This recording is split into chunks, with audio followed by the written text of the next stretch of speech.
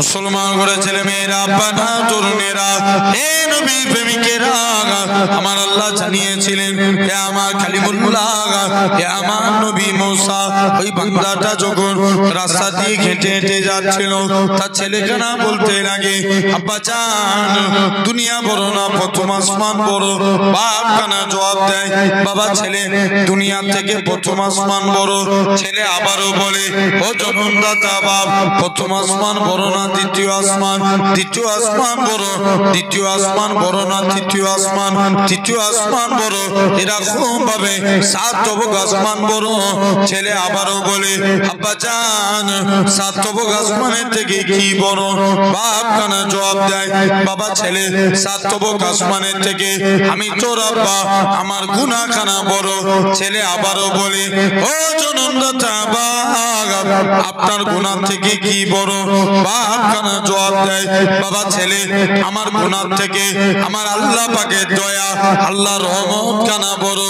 এ নওজোয়ান যুবকেরা, আমার আল্লাহ জানিয়েছিলেন হে আমার কালিমুল্লাহ, হে আমার নবী মুসা, আমি আল্লাহ পাক তার এতটুকু কথা কি কবুল করে নিয়েছি।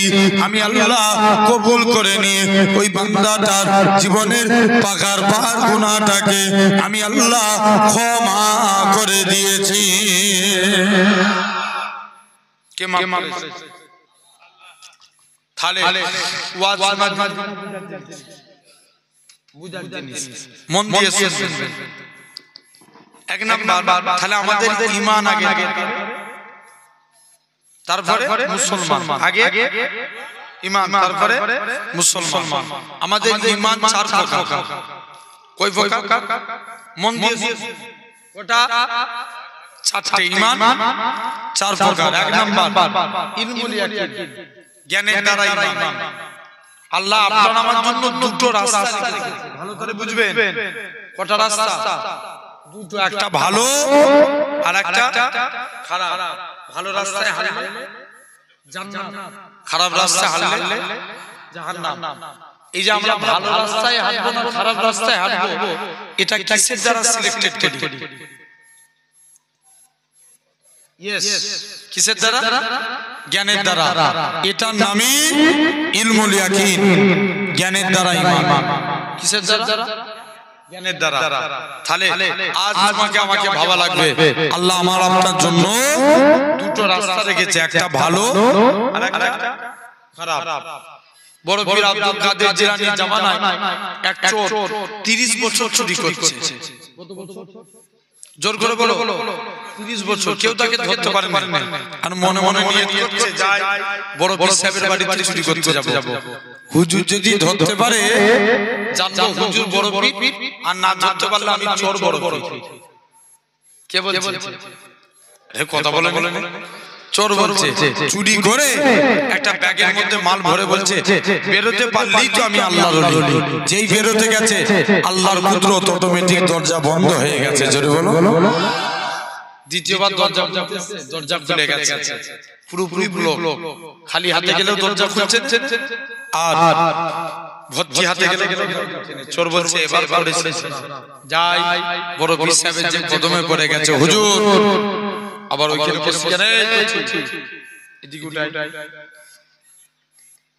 তোদের আলামত ভালো নয়, আবার পিছিয়ে যাচ্ছে। এদিকে সরা, চলে জেনে রেখে যাও। তথাপি আমার ভাইরা, আব্বারা, তরুণেরা আসেন, মন দিয়ে শুনেন। এখন তৃতীয় দিনে পুরোপুরি ব্লক। খালি হাতে গেলেও দরজা খুলছে না, দরজা খুলছে না। চোর বলছে, এবার পড়েছে ধরা যায়। বড় পীর সাহেবের যে কদমে পড়েছে, হুজুর বিয়াদবি মাফ করেন, আমি চোর সাক্ষ্য দিচ্ছি, আপনি হচ্ছেন বড় পীর। জোরে বলো। খালি এক নাম্বার ইলমুল ইয়াকিন, জ্ঞানের দ্বারা ঈমান। 2 নম্বর শুনছেন, এই 2 নম্বর চক্ষুর দ্বারা ঈমান। কিসের দ্বারা? চক্ষুর দ্বারা।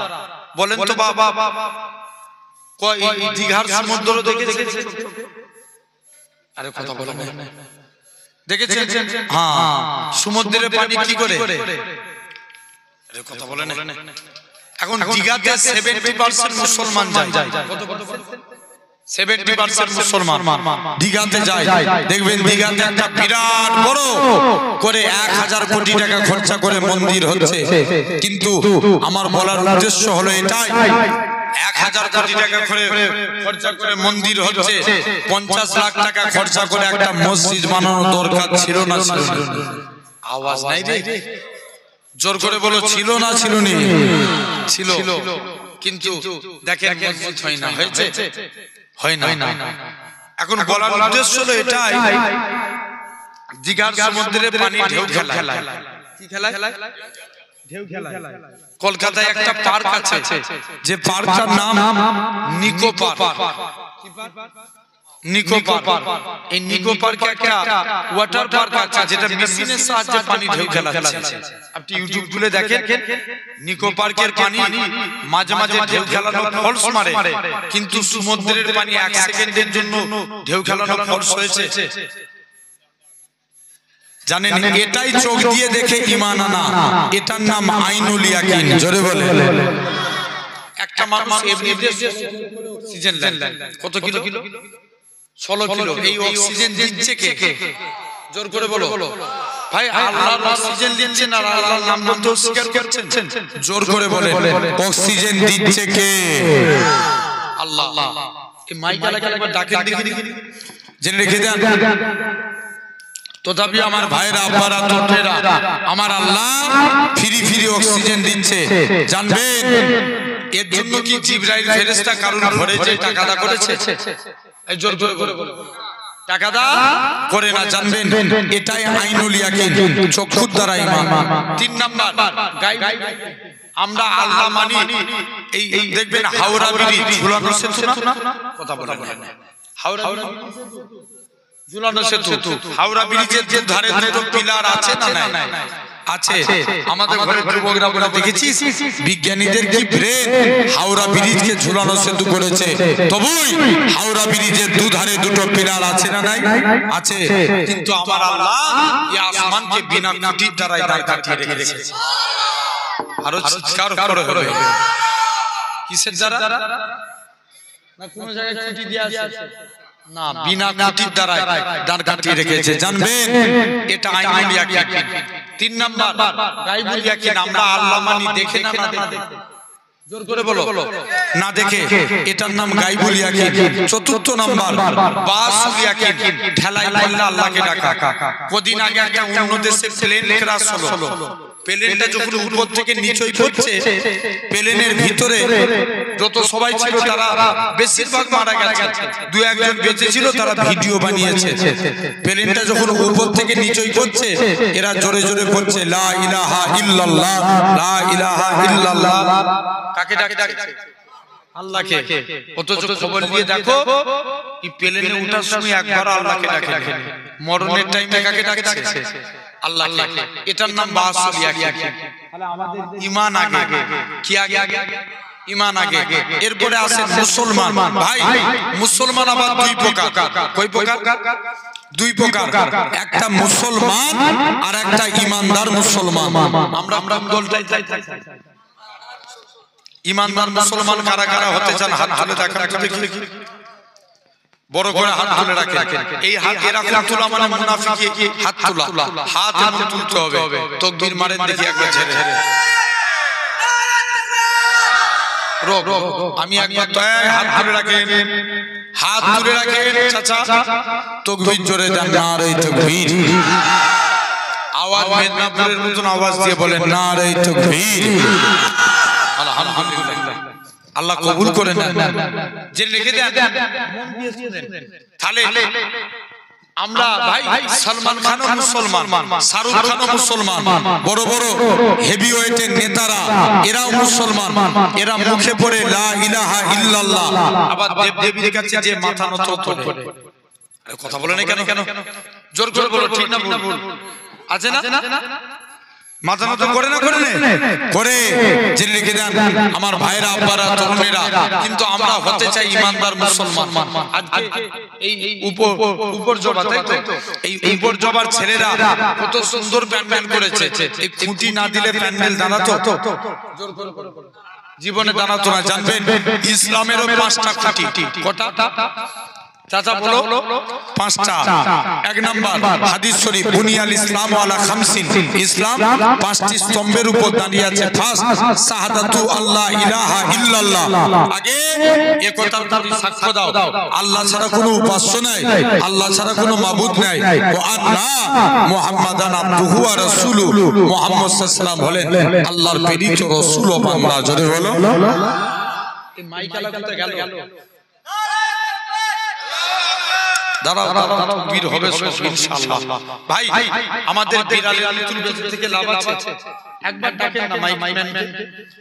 জি জেনে রেখে যান ভাইরা, আব্বারা, তরুণেরা আছেন, তাহলে আমরা ইমানদার মুসলমান হব বলে ইনশাআল্লাহ। 1 নাম্বার কলেমা মানতে হবে। এখন বলো, যেদিকেই তাকাবেন সবাই চাই ইসলাম মিটে যাক, হ্যাঁ কি না? আরে ঠিক না ভুল বলছি? যেদিকে লক্ষ্য করে দেখেন আমার কওমের উপরে মুহাব্বিরিনের নামে পিটিয়ে পিটিয়ে মারা হচ্ছে, লাভ জিহাদের নামে আমার কওমকে পিটিয়ে পিটিয়ে মারা হচ্ছে। আমার ঘরের মেয়েরা বোরখা পরে স্কুল কলেজে গেলে এদেরকে দেখে স্লেজিং ইফতেজিং করা হচ্ছে। মসজিদে বাইরে রাজ্যে মসজিদে মুয়াজ্জিন আযান দিলে মুয়াজ্জিনের নামে জরিমানা ফেলা হচ্ছে। ইমাম সাহেব নামাজ পড়ালে ইমাম সাহেবকে জেলবন্দি করা হচ্ছে। এরা চাইছে ইসলাম মিটে যাক। তবে আজ আপনাদের সামনে বলে দিয়ে যায়, যতদিন পূর্ব আকাশ থেকে সূর্য উদিত হয়ে পশ্চিম আকাশে ডুববে, ইনশাআল্লাহ ইসলামের পতাকা উঠছে উঠছে উঠবে। জোরে বলেন। আরেকটু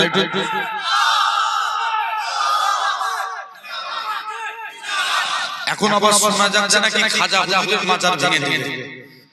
এই শুনেছেন মোবাইলে? জেনে রেখে যান। আচ্ছা সত্যি কি ভেঙে দিবে? পারবে? জোর করে বলো। পিছনের ভাই ভাই কি বলছেন? পারবে?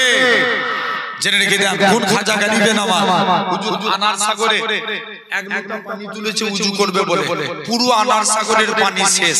জোরে বলো। খাজা গালিবে নামাজ, কোন খাজা গালিবে নামাজ?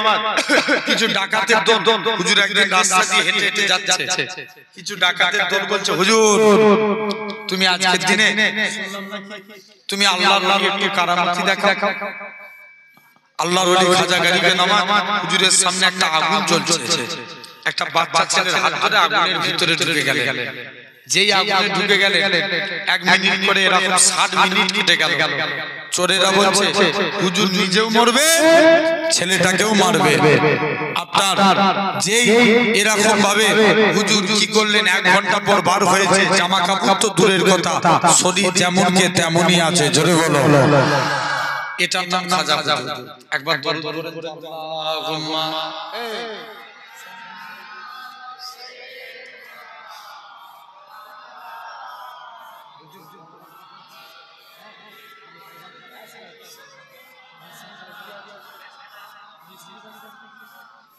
জোরে জোরে পড়েন আল্লাহ।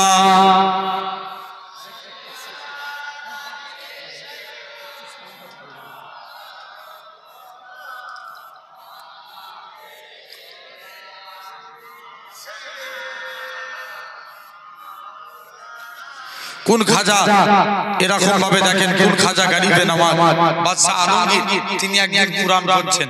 কুরআন পড়তে পড়তে কুরআনের একটা আয়াত হচ্ছে, আলা ইন্না আউলিয়া আল্লাহি লা ইয়ামুত, আল্লাহর ওলি বান্দা যারা এরা মরে না, মরেও এরা জিন্দা। জোরে বলো। চলো আজকে দিল্লির জমিনে খাজা গালিবে নামাজের মাজারে যে দেখবো, আজকে দিল্লির জমিনে প্রতিটা কবরস্থানে যাব, যার কবরে সালাম আর সালামের উত্তর না পেলে আল্লাহ আল্লাহ নয়। চলো আজকে দিল্লির জমিনে যাই। মুসলমান করে ছেলে মেয়েরা, আব্বারা, তরুণেরা, হে নবী প্রেমিকেরা, বাদশা আলমগীর প্রথম একটা কবরস্থানে যায়, প্রথমবার সালাম দেয়, আসসালামু আলাইকুম ইয়া আহলাল কবর। কবর থেকে কোনো আওয়াজ আসে না। বাদশা আলমগীর দ্বিতীয়বার সালাম দেয়, আসসালামু আলাইকুম ইয়া আহলাল কবর। কবর থেকে কোনো আওয়াজ আসে না। বাদশা আলমগীর বলে আমি আরেকবার সালাম দেব। তৃতীয়বার সালাম দেয়, আসসালামু আলাইকুম ইয়া আহলাল কবর। কবর থেকে কোনো আওয়াজ আসে না। বাদশা আলমগীর বলে হে আমার সৈন্যরা, তোমরা কবরটাকে ভেঙে দাও। এটা কোনো আল্লাহর ওলি বান্দার কবর না, এটা কোনো মাসিক বান্দার কবর না। এরকম ভাবে কবর ভাঙতে ভাঙতে 104টির অধিক কবর ভাঙা হয়ে গেল। অবশেষে দিল্লি জমিনে খাজা গরিবে নওয়াজের কবরের দিকে চলে গেলেন। প্রথমবার সালাম দেয়, আসসালামু আলাইকুম ইয়া ওলি আল্লাহ। খাজা হুজুরের কবর থেকে কোনো আওয়াজ আসে না। দ্বিতীয়বার সালাম দেয়, আসসালামু আলাইকুম ইয়া ওলি আল্লাহ। খাজা হুজুরের কবর থেকে কোনো আওয়াজ আসে না। তৃতীয়বার সালাম দেয়, আসসালামু আলাইকুম ইয়া ওলি আল্লাহ। সঙ্গে সঙ্গে খাজা হুজুরের কবর থেকে ওয়া আলাইকুম সালামের আওয়াজ কানা ভেসে উঠেছে। খাজা গরিবে নওয়াজ বলে ও বাবা বাদশা আলমগীর, আল্লাহ তো তোমায় শোনার মতো পাওয়ার দিয়েছে, চোখে দেখার মতো পাওয়ার দেয় না। কেননা তুমি আমায় যখন প্রথমবার সালাম দিলে, আমি খাজা গরিবে নওয়াজ রুহানি হালতে মদিনা শরীফে ছিলাম। যখন তুমি আমায় দ্বিতীয়বার সালাম দিলে, রুহানি হালতে মদিনা থেকে আজমিরের দিকে চলে আসলাম। যখন তুমি আমায় তৃতীয়বার সালাম দিলে, আমি খাজা গরিবে নওয়াজ আজমিরের জমিনে এসে সালামের জবাব দিয়ে দিলাম। ও কি মহব্বত দেখে। তাহলে আসেন ইসলামের মোটা খুঁটি বললাম 5টা। 1 নাম্বার কলেমা, মানবো না মানবো না, জোর করে বলো কি হবে ভাই শুনে রেখে দেন। নাম্বার 1 নবীর জিনার নাম ছিল আব্দুল উজ্জা। কি নাম? আব্দুল উজ্জা। উজ্জা একটা দেবতার নাম, আর আব্দুল মানে গোলাম। তাহলে মানে দেবতা গোলাম, জোর করে বলো দেবতার গোলাম। চাচার কাছে নবী নাম রাখলেন আব্দুল্লাহ। কার গোলাম? আল্লাহর গোলাম। চাচার কাছে লাল হয়েছে। চাচা বলছে ভাতিজা, শুনলাম নাকি তুমি নবীর হাতে হাত দিয়ে কলেমা পড়েছো। চাচা, আকাশে সূর্য ওঠা যেমন সত্য কথা, আল্লাহর কসম নবীর হাতে হাত দিয়ে কলেমা পড়েছি, এটাও সত্য। জোরে বলো। বলছে বাবা তোকে অনেক সম্পত্তি দিয়েছি। চাচা সম্পত্তির গরম দেখাচ্ছেন, নিয়ে এলেন আপনার সম্পত্তি ফিরিয়ে দিলেন। বাবা তুমি যে লজ্জাস্থান থেকে আছো লুঙ্গি, এটাও তো আমার। চাচা এই কাজ করবেন না, দরকার দিয়ে না বাবা, কলেমা ত্যাগ করো জোর করে। বলছে না আমি কলেমা ত্যাগ করব না, পড়ো না, লুঙ্গিটা টেনে ফেলে ফেললেন। মুসলমান ঘরের ছেলে মেয়েরা, আব্বারা, তরুণেরা, এ নবী প্রেমিকেরা, আল্লাহ নবী সাহাবী হযরতে আব্দুল্লাহ রাদিয়াল্লাহু তাআলা আনহু হুজুর আমার পরনা লুঙ্গিটা খুলে নিলেন। দৌড়ে দৌড়ে দৌড়ে নিজের মায়ের কাছে যায়। ও জনম দুঃখী মা, মা গো, ইসলাম মানার জন্য মক্কার কাফেররা আমাকে বস্ত্রহীন করে দিয়েছে। মা তুমি আমাকে একখানা বস্ত্র দাও। মায়ের কাছ থেকে একখানা বস্ত্রখানা নিয়ে দৌড়ে দৌড়ে দৌড়ে আল্লাহ নবীর হুজরা মোবারকে চলে গেলেন। ইয়া রাসূলুল্লাহ, হাবিবাল্লাহ, ইসলাম মানার জন্য মক্কার কাফেররা আমাকে বস্ত্রহীন করে দিয়েছে। আল্লাহ নবী বলেন বাবা সবর করো, মক্কার কাফেররা তোমাকে বস্ত্রহীন করতে পারে, আমার আল্লাহ তোমাকে বস্ত্রওয়ালা করে দিবে। এরকম ভাবে নবীর কাছে গেলেন, জোর করে কাঁদে। নবী আমার 2খানা জুব্বা দিলেন। হযরতে আব্দুল্লাহ 2খানা জুব্বা নিয়ে আল্লাহ নবীর হুজরা মোবারকে চলে গেলেন। ইয়া রাসূলুল্লাহ, হাবিবাল্লাহ, তিনি জোর করে কাঁদে, আল্লাহ পাক আমি কত বড় সৌভাগ্যবান, মক্কার কাফেররা আমার কাছে বস্ত্র কেড়ে নিয়েছে, আর আজকের দিনে আমি হাবিবুল্লাহর পরনার বস্ত্র পেয়ে গেছি। এ নওজোয়ান যুবকেরা, শুধু তাই নয়, আল্লাহ নবী দরবার থেকে চলে গেলেন। নবী সাহাবীরা আল্লাহ নবীর কাছে এসে নালিশ করে, ইয়া রাসূলুল্লাহ হাবিবাল্লাহ, হুজুর আব্দুল্লাহর কোরআন তেলাওয়াত বড়টা জোরে জোরে হয়ে যায়, আব্দুল্লাহকে কোরআন পড়া থেকে মানা করে দেন। আল্লাহ নবী বলে, ও আমার সাহাবীরা, তোমরা আমার আব্দুল্লাহর মনে কষ্ট দিওনি, কেননা আমার আব্দুল্লাহ দুনিয়া বেঁচে ইসলাম কবুল করেছে। কোন আব্দুল্লাহর কথা বলি?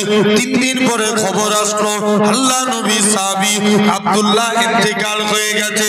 নবী আমার আব্দুল্লাহর কবরের দিকে চলে গেলেন। আমার ডান দিকে আমার বন্ধু আবু বকর নেমে যাও, বাম দিকে আমার বন্ধু ওমর নেমে যাও, মাঝখানে নবী দাঁড়িয়ে আছে। উপর থেকে একজন সাহাবী বলে, ওরে আব্দুল্লাহ, তুমি কত বড় সৌভাগ্যবান, কেননা তোমার কবরে দিন দুনিয়া বাদশা হাবিবুল্লাহ দাঁড়িয়ে আছে।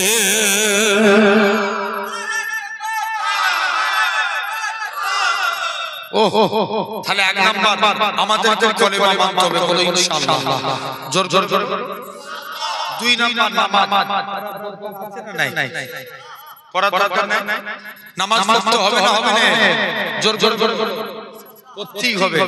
জেনে রেখে দেন, এখন বলেন ভাই, আপনি লক্ষ্য করে দেখেন এই সমাজে সব ডেভেলপ হয়, কিন্তু নামাজি কমে যায় না বাড়ে? আরে কথা বলো, কমে গেছে না? সব বাড়ে, জেনে রেখে দেন ভাইরা, আব্বারা, তরুণেরা, তাহলে নামাজ পড়া লাগবে। নবীর কাছে একজন সাহাবী গেলেন, নবীর দরবারে যে চুপ করে দাঁড়িয়ে আছে। নবী বলছে, বাবা কি ব্যাপার? ইয়া রাসূলুল্লাহ, হুজুর আপনার কাছে এসেছি। ব্যাপার বলো। হুজুর আজকের দিনে আমি আপনার কাছে এসেছি। নবী যুবকের দিকে তাকিয়ে মুচকে মুচকে হাসতে লাগলেন। জোরে বলো। যুবক বাড়ি চলে এসেছে, কাজ করতে যায়, লার মুচকে হাসছে। জোরে বলো। মনে মনে রাসূলুল্লাহ লার মুচকে হাসছে। যুবক কাজ করতে পারে না, ঘুমাতে পারে না, শুধু নবীর হাসির কথা মনে করে দৌড়ে দৌড়ে নবীর কাছে চলে গেলেন। যে বলছে, হুজুর আল্লাহ নবী জিজ্ঞেস করছে, বাবা কি ব্যাপার? হুজুর আপনার কাছে এসেছি। ব্যাপার বলো। মুসলমান করে ছেলে মেয়েরা, আব্বারা, তরুণেরা, হে নবী প্রেমিকেরা, যুবক ছেলেকারা, আল্লাহ নবীর হুজরা মোবারকে চলে গেলেন। ইয়া রাসূলুল্লাহ হাবিবাল্লাহ, হুজুর আমি কাজ করতে যাই, মনে পড়ে যায় আপনার মুচকি আসি। হুজুর আমি ঘুমাতে যাই, মনে পড়ে যায় আপনার মুচকি আসি। হুজুর আমি কাজ করতে পারি না, হুজুর আমি ঘুমাতে পারি না, বারে বারে আপনার নূর চাঁদ মুখখানা দেখতে মন চায়। হে হযরতে মুহাম্মদ সাল্লাল্লাহু আলাইহি সাল্লাম, হুজুর আপনার খাতখানা বাড়িয়ে দেন। আজকের দিনে আমি যুবক ঈমানে কালেমা পড়ে মুসলমান হয়ে গেলাম। হুজুর মুসলমান হব, তবে আমার একটা শর্ত, কি বলবেন? জোর করে বলো। নামাজ পড়বে না ভাই, নামাজ জোর করে বলো না। এখন যুবক সব যে নবীর কাছে যে বলছে, হুজুর মুসলমান হলো, নামাজ পড়বো, নবী বলছে এই ব্যাপার, যা তো যা মন চাই করবি, যা। যুবক একদিন বাড়ি চলে এসেছে, সব বন্ধুরা নামাজ পড়ছে, নবীর কাছে এসেছে। আল্লাহ নবীকে এসে বলছে, হুজুর আমি নামাজ পড়বনি বলেছিলাম, তবে আজকের দিনে কথা দিচ্ছি নামাজ পড়বো, কিন্তু আমি উযু করব। কি করবেন ভাই? উযু আগে, জোর করে বলো। উযু আগে। নবীর কাছে এসে বলছে হাদিস শরীফ, আল উযু মিফতাহুস সালাত, উযু নামাজের চাবিকাঠি, আর সালাতু মিফতাহুল জান্নাত, নামাজ আল্লাহর জান্নাতের চাবি। জোরে বলো। আর যুবক যে বলছে, হুজুর নামাজ কি করব? জোরে বলো। উযু করবেন। নবী বলছে এই ব্যাপার, যা তো যা চাই করবি, যা। একদিন বিনা উযুতে নবীর দরবারে চলে এসেছে। মুসলমান করে ছেলে মেয়েরা, আব্বারা, তরুণেরা, হে নবী প্রেমিকেরা, যুবক ছেলে কানা মসজিদের দিকে চলে যায়, যে দেখে নাকি আল্লাহ নবী জামাতা হযরত শেরে আলী রাদিয়াল্লাহু তাআলা আনহু হুজুর আমার মসজিদে দাঁড়িয়ে দাঁড়িয়ে উজু করে, উজু করার নিয়ম হচ্ছে দুই হাতের কোণে পর্যন্ত দৌত করা, হযরত আলী বগলের নিচু থেকে দৌত করে, পা ধোয়ার নিয়ম হচ্ছে দুই পায়ের কাঁধ পর্যন্ত দৌত করা, হযরত আলী হাঁটুর নিচু থেকে পা দৌত করে। যুবক ছেলে কানা বলে, এ রাসূলুল্লাহ জামাতা, এ হযরত আলী, তুমি কেন এত বেশি বেশি করে উজু করো? হযরত আলী বলে, ওগো বাবা যুবক, আল্লাহ নবীর মুখ থেকে শুনেছি, আল্লাহ নবী জানিয়েছেন যে পবিত্র উজুদার হবে, উজুর পানি শরীরের যেই যেই জায়গায় ঠেকবে কাল কিয়ামতের ময়দানে তার শরীরের ওই জায়গা থেকে নূর চমকাতে থাকবে। কি চমকাবে? নূর চমকাবে। তাহলে দুই নম্বর নামাজ পড়তেই হবে, বলো ইনশাআল্লাহ। তিন নম্বর রোজা। এই কাল রোজা ভাই, এই বছরের রমজান মাসে এই আকুতি দেখছেন না, হালকা ঠান্ডা থাকবে না থাকবে না, জোর করে বলো। গত বছর তার আগে 2023 এর কথা বলছি, রমজান মাসে কি তাপমাত্রা ছিল, হ্যাঁ কি না? 44 ডিগ্রি 46 ডিগ্রি ছিল না? কেরালার একটা যুবক সূর্যের বিরুদ্ধে পুলিশের কাছে মামলা করেছে। কার বিরুদ্ধে? জোর করে বলো।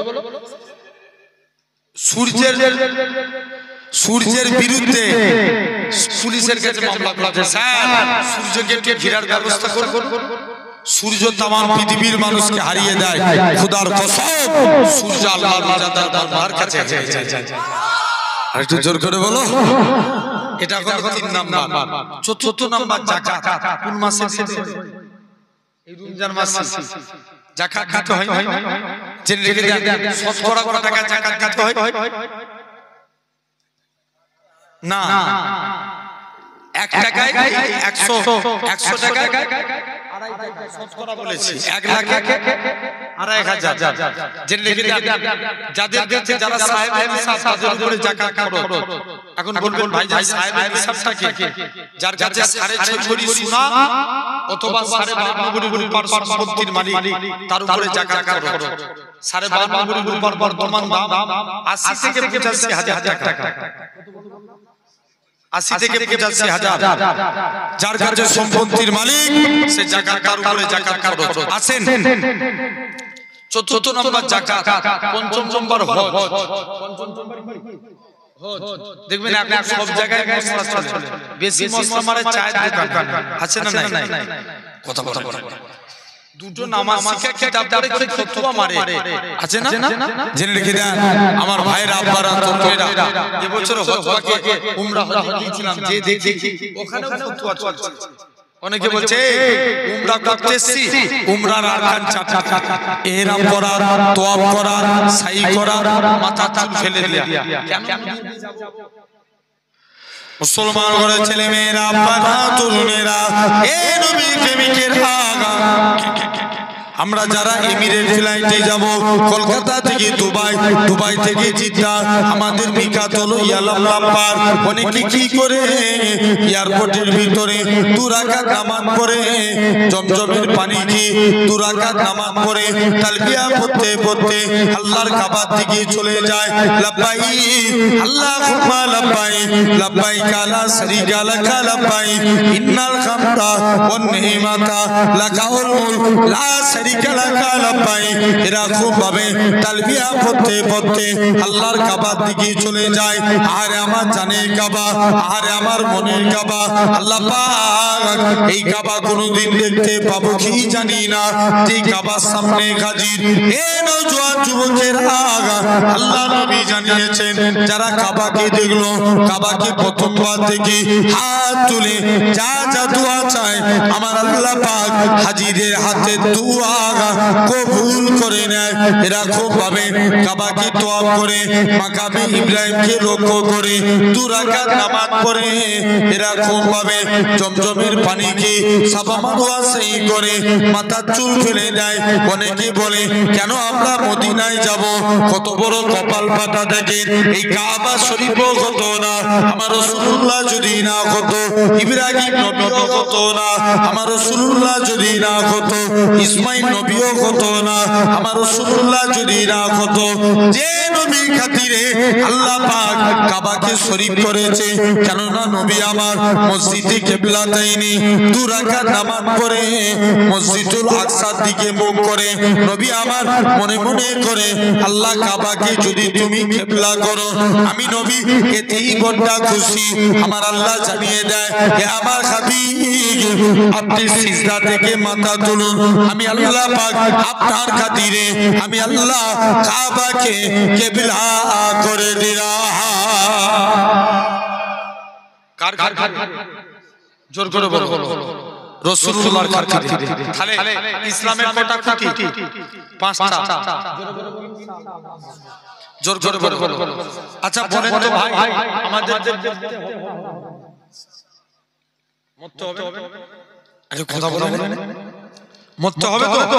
আচ্ছা যদি ভাবি ডাক্তার দেখিয়ে বেঁচে যাব, কথা বলেন না। যদি ভাবি ডাক্তার দেখিয়ে বেঁচে যাব বাঁচতে পারবো? এই জোর না। যদি ভাবি দুয়া তাবিজ করে বাঁচতে পারবো? পারবো না।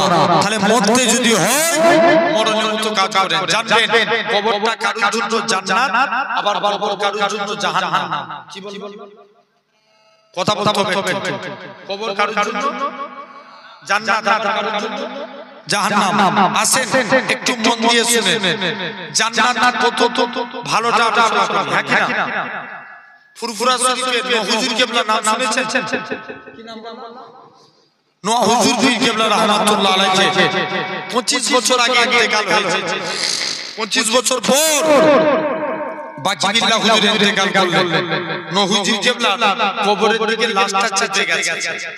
যেই বাকি বিল্লাহ হুজুর ইন্তেকাল করলেন আপনার লাশ কবরটা একটা নোয়া হুজুর কিবলার কবরের দিকে চেপে গেছে। লাশ বেরিয়ে গেছে। যেই লাশ বেরিয়ে গেছে কাফন তো দূরের কথা 25 বছর পরে লাশও টাটকা আছে। জোরে বলো এটা আসতে হয়ে গেল।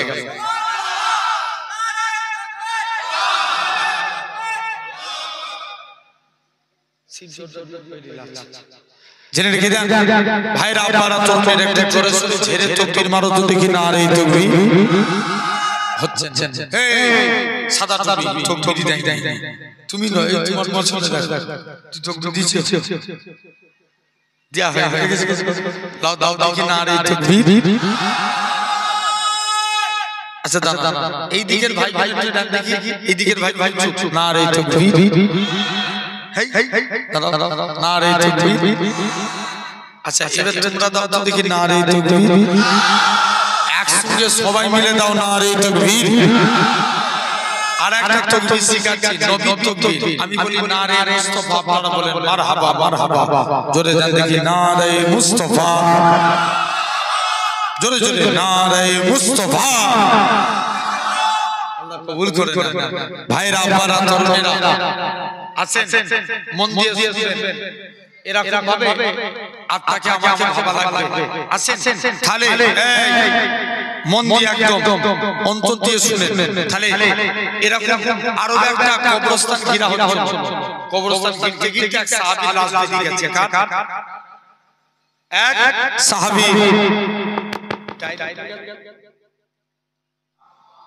আমার ভাইরা আপনারা তরুণেরা আছেন তো এরকম এক নাম্বার। তাহলে আমাদের এক নাম্বার স্থান কবর জান্নাত কারোর জন্য। নবীর এক সাহাবীর কবরে কবর বলা হচ্ছে লাশ বেরিয়ে গেছে। কপাল থেকে কপালে টিপ ঢুকে গিয়েছিল। যেই টিপটাকে সরিয়ে দেয় ফিচকিরি দিয়ে রক্ত বার হয়। আল্লাহ এরকম কারোর লাশ কবরের তরতাজা রাখে। জোরে বলো জেনে রেখে দেন এরকম ভাবে এটা হলো এক নাম্বার। আবার কারোর জন্য জাহান্নাম একদম দিতে গেছে। হ্যাঁ বুক পকেটে ডকুমেন্টস রেখেছিল, কবরের ভিতরে পড়ে গেছে। যেই ইমাম সাহেবকে যে বলছে ইমাম সাহেব মনে হচ্ছে কবরের ভিতরে পড়ে গেছে, ইমাম সাহেব বলছে চলো এই মাত্র তো কবরে মাটি দিয়ে এলাম, কবরটা সরিয়ে দেখি। ইমাম সাহেব যেই কবরে মাটি সরিয়ে দেখে তার লাশটা স্বাভাবিক একটা মানুষের জিহ্বার করে হাতের একটা পর্যন্ত, তার জিহ্বা কোমর পর্যন্ত শিক দিয়ে কি পর্যন্ত বলো বলো বলো বলো কোমর পর্যন্ত। আচ্ছা বলো তো তার মানে বুঝে নিতে হবে জবানের গোলমাল। জোর করে বলো এটা সরাও থেকে জবানের গোলমাল জেনে রেখে দেন ভাইরা আপনারা তরুণেরা। তাহলে আজ তোমার আমার জবান ঠিক রাখার দরকার আছে না? এই জোর করে বলো মুসলমানের জবান হবে কটা? আরে কথা বলা বলেন একটা। আসেন দেখেন কিন্তু আমরা এখন গালিগালাজ বেশি করি ভুল বলছি না? ঠিক ঠিক আমাদের সাইডে এক নাম বেজাও তাকে কাকে বলে নাম কি বলে এরকম আপনার এলাকায় আছে না নাই? জোর করে বলো আছে না? জেনে রেখে দেন সোনার ভাইরা আপনারা তরুণেরা দেখবেন দুটো ছেলে ঝগড়া হচ্ছে, কি গালিগালাজ না দেয় আছে না? তাহলে জবানের হেফাজত করা লাগবে, বলো ইনশাআল্লাহ। জোর করে বলো আসে। তাহলে নবীর কাছে এক সাহাবী গেলেন, তার দুইটা সমস্যা। এক নাম্বার মদ খেত, দুই নম্বর জিনা করত। এক নাম্বার জোর করে বলো মদ খেত, দুই নম্বর জিনা করত। নবীর কাছে যে বলছে হুজুর আমি একটু ভালো হতে চাই, আল্লাহ নবী বলছে বাবা তুমি ভালো হবে, যাও ওয়াদা করো জীবনে মুখ দিয়ে কোনোদিন মিথ্যা কথা বলবে না। শুনছো কি কথা বলবে না? এখন সে সাহাব নবীর কাছে ওয়াদা করেছে, বাড়ি চলে এসেছে, কাজ করতে যায় মনে পড়ে যায় হুজুর আমি মিথ্যা কথা বলবো না। কি কথা? মিথ্যা কথা। একদিন মদ খেয়ে নবীর দরবারে গেছে, নবীকে যে বলছে হুজুর, আল্লাহ নবী জিজ্ঞেস করছে বাবা তুমি মদ খেয়েছো? হুজুর কথা দিচ্ছি জীবনে মদ খাবো। জোরে বলো। আবার একদিন জিনা করে নবীর দরবারে গেছে, নবী জিজ্ঞেস করেছে জিনা করেছো? হুজুর জিনা করে ফেলেছি, কথা দিলাম জীবনে আর জিনার কাজ করব না। জোরে বলো। তাহলে জেনে রেখে দেন এক নাম্বার জবানের হেফাজত করা লাগবে, বলো ইনশাআল্লাহ। এরকম পাকিস্তান গুলঘাটে একটা ঘটনা ঘটেছিল। একটা মেয়ে এক কবরস্থানের একটা লোক এক কবরস্থানের পাশ দিয়ে হেঁটে হেঁটে যাচ্ছে, একটা পথিক কবরের ভিতর থেকে আওয়াজ আসতে পাচ্ছে কে আছো বাঁচাও বাঁচাও। আচ্ছা বলো তো কবরের ভিতর থেকে যদি এরকম আওয়াজ আসতে পাই আমরা কি টিকতে পারবো? জোর করে বলো কোনোদিন পারবো না। প্রত্যেকটা দৌড়ে দৌড়ে ইমাম সাহেবের কাছে গেছে। ইমাম সাহেব 100 জন মানুষকে নিয়ে কবরস্থানে চলে এসেছে। এসে ইমাম সাহেব শুনতে পাচ্ছে কবরের ভিতরে এরকম একটা আওয়াজ হচ্ছে বাঁচাও বাঁচাও। ইমাম সাহেব কবরের ভিতরে কবরের উপর থেকে মাটি সরিয়ে দিয়ে মাটি সরিয়ে দিয়ে ইমাম সাহেব এখন বলছে চলো যে দেখি এর কবরের ভিতরে আজকে যাই। যে দেখে ইমাম সাহেব একটা কবরের ভিতরে একটা মহিলা উলঙ্গ অবস্থায় পড়ে আছে। জোর করে একটা মহিলা। ইমাম সাহেব কি মন গেল, তাড়াতাড়ি করে মেয়েটাকে একখানা চাদর দিলেন। মেয়েটা চাদরটা গায়ে জড়িয়ে তাড়াতাড়ি করে চাদর গায়ে জড়িয়ে একজনের বাড়িতে যে দরজা লাগিয়েছে। এদিকে পাকিস্তানের মানুষদের যেতে একটু দেরি হয়ে গেল। মুসলমান ঘরে ছেলে মেয়েরা বানা তরুণেরা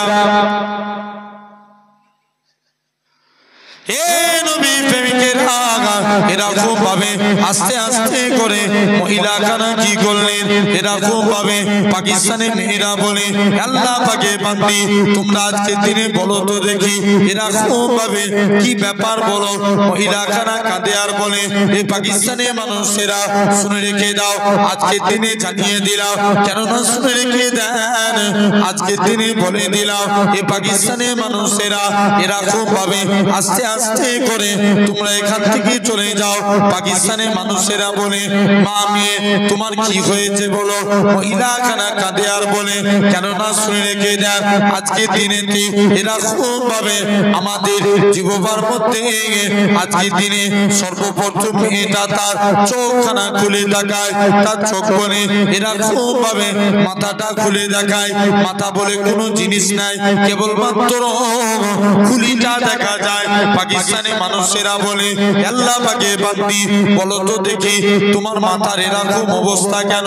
মহিলাখানা কাঁদে আর বলে, এই পাকিস্তানের মানুষেরা শুনে রেখে দাও, আল্লাহ মেয়েদের জন্য মাথা ঢেকে রাখা ফরজ করেছিল, কিন্তু আমি বেপরদাহীনভাবে রাস্তায় ঘোরাফেরা করতাম, যাতে করে এলাকার যুবকরা আমার প্রতি ফিদা হয়ে যায়, আমার প্রতি দিবানা হয়ে যায়। এই জন্য আল্লাহ পাক প্রথম প্রকার শাস্তি মাথার মধ্যে দিয়েছে, সেটা ঠোঁটখানা খুলে দেখায়। ঠোঁট বলে কোনো জিনিস নাই, কেবলমাত্র মাড়িটা দেখা যায়। পাকিস্তানের মানুষেরা বলে, আল্লাহ পাকের বান্দি বলো তো দেখি তোমার ঠোঁটের এরকম অবস্থা কেন। মহিলাখানা কাঁদে আর বলে, কেননা শুনে রেখে দাও, আল্লাহ মেয়েদের জন্য পর্দা করা ফরজ করেছিল, কিন্তু আমি মুখ খুলে বেড়াতাম, এজন্য আল্লাহ পাক দ্বিতীয় প্রকার শাস্তি ঠোঁটের মধ্যে দিয়েছে, সেটা চেহারাখানা খুলে দেখায়। চেহারা বলে কোনো জিনিস নাই, কেবলমাত্র হাড়হাড্ডি গুলো দেখা যায়। পাকিস্তানের মানুষেরা বলে, আল্লাহ পাকে বান্দি বলো তো দেখি তোমার চেহারার এরকম অবস্থা কেন। মহিলাখানা কাঁদে আর বলে, কেননা শুনে রেখে দেন, আল্লাহ মেয়েদের জন্য পর্দা করা ফরজ করেছিল, কিন্তু আমি বেপরদাহীনভাবে রাস্তায় ঘুরে ঘুরে বেড়াতাম, যাতে করে এলাকার যুবকরা আমার প্রতি ফিদা হয়ে যায়, আমার প্রতি দিওয়ানা হয়ে যায়। এই জন্য আল্লাহ পাক তৃতীয় প্রকার শাস্তি চেহারার মধ্যে দিয়েছে। এই বলে মেয়েটা আবার পুনরায় ইন্তেকাল হয়ে গেলেন। আবার মহিলা মারা গেল, পাকিস্তানের মানুষরা আবার তাকে দাফন করে দিল। তাহলে ভাবো সোনার ভাইরা, এই কবরে আপনাকে যেতে হবে, হ্যাঁ কি না? যেতে হবে না? মন দিয়ে শুনুন, হয়তো আপনাদের এত রাত পর্যন্ত ওয়াজ শোনার অভ্যাস আছে, হ্যাঁ কি না? আছে? এই এলাকায় জলসা হয় 12টা, ঠিক কি না? এখন অলরেডি 12 হয়ে গেছে, তারপরে কিছুক্ষণের মধ্যে দোয়া করব, জেনে রেখে দেন, একদম একটু মন দিয়ে শুনুন। এখানে অনেক মেয়ের আব্বা বসে আছে, মেয়েকে ভালো করে বুঝান, মা তুই বেপরদাহীনভাবে রাস্তায় চলছিস, যদি তারপরেও কথা না শুনে মেয়েকে কঞ্চি করেছে, কি করে জানবেন? এই আপনাকে আমাকে ভাবা লাগবে, অনেক বড় ভাই বসে আছে, তোমার মনের ফিগার দিয়ে যদি পাড়ার ছেলে কমেন্ট করে, তোমার রাগ হবে না? জোর হবে না? স্বাভাবিক রাগ হবে, কিন্তু তুমি ভাই তো, তুমি পাড়ার ছেলেকে আগে যে দাবতে যাও, চমকাতে যাও, সেটা না নিজের বোনকে আগে বলো। জানবে একটা মেয়ে জাহান্নামী হবে, সাথে 3 জনকে নিয়ে যাবে, 3 জনকে, তার বাপ, বড় ভাই, স্বামী। নবীর জামানায় একটা মহিলা, তার স্বামী বিদেশে কাজে যাচ্ছে, স্ত্রীকে বলে গেল, স্ত্রী বাড়িতে না আসা পর্যন্ত তুমি বাড়ি থেকে পাবার পারবে না। স্ত্রী বলছে ঠিক আছে। কিছুদিন পর মেয়েটার আব্বার বাপ শরীর খারাপ, মেয়েটা নবীর দরবারে বড় পাঠিয়েছে, হুজুর আমি আমার আব্বাকে দেখতে যাব। আল্লাহর নবী বলছে, মা তোমার মা যাও, যে তোমার স্বামী মানা করেছে। কিছুদিন পর মেয়েটার আব্বা ইন্তেকাল হয়ে গেল, মেয়েটা আবার নবীর দরবারে বড় পাঠিয়েছে, হুজুর এবার কি আমি আমার আব্বাকে দেখতে যেতে পারি? নবী বলছে, মা তোমার মা যা চায় উত্তম, যদি তুমি যাও এটা তোমার ব্যক্তিগত ব্যাপার। মেয়েটা সবর করে রইলেন, মেয়েটা ইন্তেকাল এরকম ভাবে সবরই হয়ে গেল। এটা একদিন নামাজ পড়ে রাতে শুয়ে আছে, স্বপ্ন দেখছে তার বাপ আল্লাহর জান্নাতি হয়ে ঘুরছে। একটু জোর করে কে? তার বাপ। মহিলা খানা এরকম ভাবে আস্তে আস্তে করে মেয়েটা এরকম ভাবে পুনরায়, তাহলে বাপ বলে, মারে দুনিয়ার জমিনে আমার কোনো নেক আমল থাকে না, যার ওসিলায় না যেতাম, কিন্তু তোর ব্যবহারটাকে, তোর আদরটাকে আল্লাহ কবুল করে নিয়ে তুই মেয়ে, তোর ওসিলায় আমি তোর বাপকে জান্নাতি করে দিয়েছি। ও তাহলে আমরাও ভাববো ইনশাআল্লাহ। জেনে রেখে দেন সোনার ভাইরা, এক কার মেয়ে জোর জোর ইহুদির মেয়ে, ইহুদি তার মেয়ের জন্য বিয়ে ঠিক করেছে। কিসে? মন দিয়ে বলো কিসে? বিবাহে। মেয়ে এখন মনে করছে আমি যার কাছে যাই সেই আমাকে খারাপ যুক্তি দেয়, তবে নবী কন্যা ফাতেমার কাছে গেলে ফাতেমা সব সময় আমায় ভালো যুক্তি দেয়। বলছে আব্বা ঠিক আছে আমি বিয়ে করব, আমাকে একটা দিন সময় দিতে হবে। কটা? একটা দিন। বাপের কাছে একদিন মুই নিয়ে মেয়েটা ফাতেমার কাছে চলে গেল। ইহুদি মেয়ে কানা আল্লাহ নবী বেটি ফাতেমা রাদিয়াল্লাহু তাআলা আনহার কাছে দৌড়ে দৌড়ে চলে গেলেন। ফাতেমা আজকে দিনে আমার আব্বা আমার জন্য বিয়ে ঠিক করেছে, তুমি কি বিয়েতে রাজি? ফাতেমা বলে না না না না, শুনে রেখে দাও, বাবা মা সন্তানের জন্য কখনো খারাপ চাই না, তুমি তোমার বাপ মায়ের কথা মতো বিবাহ করে নাও।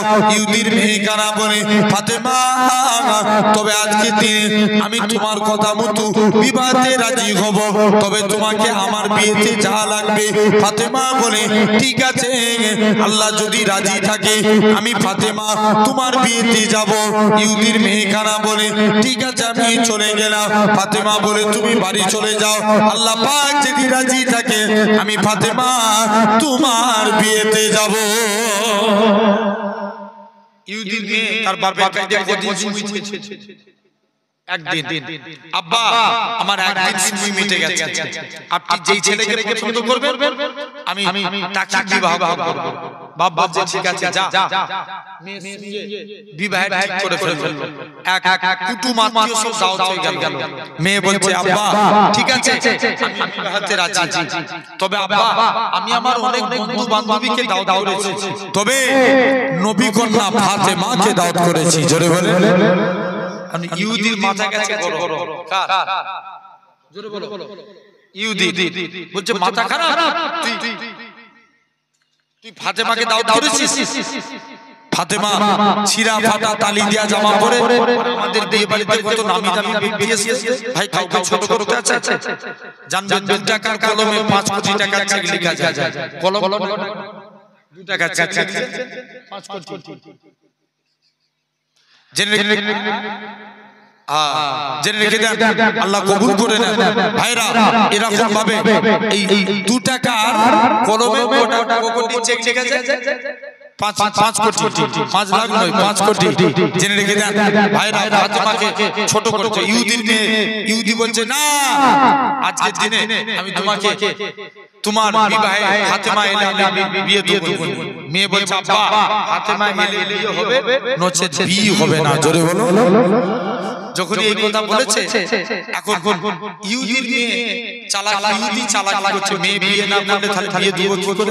বলছে ঠিক আছে ফাতেমা আসতে পারে, তবে ফাতেমাকে আমার তোমার বিয়ে বাড়িতে এলে নতুন কাপড় পরে আসা লাগবে। ইহুদি জানে ফাতেমা কাপড় পরতে পারবে? কথা বলা পারবে না। বলছে চলো ফাতেমার কাছে যাই। মুসলমান ঘরে ছেলে মেয়েরা, আপনারা তরুণেরা, ইহুদির মেয়ে কানা আবার আল্লাহ নবী বেটি ফাতেমা রাদিয়াল্লাহু তাআলা আনহার কাছে চলে গেলেন। ফাতেমা তোমাকে আমার বিয়েতে যা লাগবে। ফাতেমা বলে ঠিক আছে আমি তোমার বিয়েতে যাব, তবে আমার বিয়েতে তোমাকে নতুন কাপড় পরে যা লাগবে। ফাতেমা বলে ইহুদি আমার তো নতুন কাপড় নাই, আমি কোথায় কাপড় পাবো? ইহুদির মেয়ে কানা বলে ফাতেমা ঠিক আছে, তবে তোমার নতুন কাপড় পরাতে গেলে তবে আজকের দিনে তুমি শুনে রেখে দাও। ফাতেমা শুনে রেখে দাও, তুমি নতুন কাপড় দরকার হয় আমি তোমাকে একখানা কাপড় দান করে দেবো। ফাতেমা বলে ইহুদি তুমি আমায় কি কথা শোনালে? আমার আব্বা জান যদি দুনিয়ার সম্পত্তি চাইতো, তাম পৃথিবীর সম্পত্তি আমার আব্বা জানের কদমে আমার আল্লাহ রেখে দিতেন, তবে ঠিক আছে যাও আমি তোমার বিয়েতে নতুন কাপড় পরিয়ে যাব। ইহুদির মেয়ে কানা এই বলে ইহুদির মেয়েটাকে পাঠিয়ে দিলেন। ফাতেমা তাড়াতাড়ি করে নামাজ পড়ে দোয়া চায়, আল্লাহ পাক তুমি ইহুদিদের কাছে মুসলমানদেরকে ছোট করো না, আল্লাহ তুমি আমার একখানা কাপড়ের বন্দোবস্ত করিয়ে দাও। ফাতেমা একখানা কাপড় নিয়ে দৌড়ে দৌড়ে দৌড়ে আল্লাহ আল্লাহ নবীর হুজরা মোবারকে চলে গেলেন। ইয়া রাসূলুল্লাহ হাবিবাল্লাহ আব্বা জান আমি বাড়িতে দেখি এই সুন্দর কাপড়, আল্লাহ নবীর কাছে জিবরাইল আমিন চলে আসি। ইয়া রাসূলুল্লাহ হাবিবাল্লাহ ফাতেমার ব্যবহারে আল্লাহ খুশি হয়ে গিয়ে জান্নাতুল ফেরদাউস থেকে ফাতেমার জন্য শাড়ি খানা পাঠিয়েছি। আল্লাহ নবী ফাতেমা শাড়িটা পরে ইহুদির বিয়ে বাড়িতে চলে গেলেন। ফাতেমা শাড়ি দিয়ে এমন নূর চমকাতে লাগে, গোটা ইহুদির বিয়ে বাড়িটা নূর আর নূর আলোয় আলোকিত হয়ে গেল। এমন সময়টি ফাতেমা বলতে লাগি, ঠিক আছে। ইহুদির মেয়েরা বলে, ফাতেমা তুমি এই শাড়ি পেলে কোথায়? ফাতেমা বলে, হাজারো চেষ্টা করলে এই শাড়ি পাবে না। ইহুদির মেয়েরা বলে, দোকানের নাম বলো। ফাতেমা বলে, এই শাড়ি পেতে গেলে আগে কলেমা পড়ে মুসলমান হওয়া লাগবে, নামাজ রোজা করো, আমার থেকে দামি দামি শাড়ি পাবে। এই নওজোয়ান যুবকেরা একসঙ্গে ফাতেমার হাতে হাত দিয়ে 400 ইহুদির মেয়ে ইমানে কালেমা পড়ে মুসলমান হয়ে গেলে। কত? 400 ইহুদির মেয়ে। তোমাকে আমাকে ভাবা লাগবে সোনার ভাইরা, আমরা আল্লাহর দিকে ফিরবো, বলো ইনশাআল্লাহ। জোর করে বলে আল্লাহ কবুল করে নেন, সকলে বলে আল্লাহ। আল্লাহ আপনাদের কাছে আলোচনা করলাম, আল্লাহ আমাদের সকলকে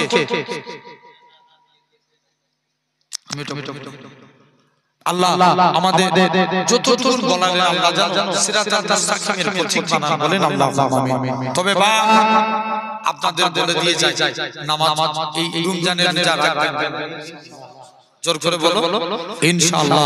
আল্লাহ কবুল করে নেন। যতটুকু বললাম আল্লাহ সকলকে সিরাতাল মুস্তাকিমের পথিক বানান। একবার তো সালাম করিয়ে দিয়েছি, তো দোয়া হয়ে যায় আকিনা, আল্লাহ কবুল করেন। তার আগে একবার দরুদ পড়ে আল্লাহুম্মা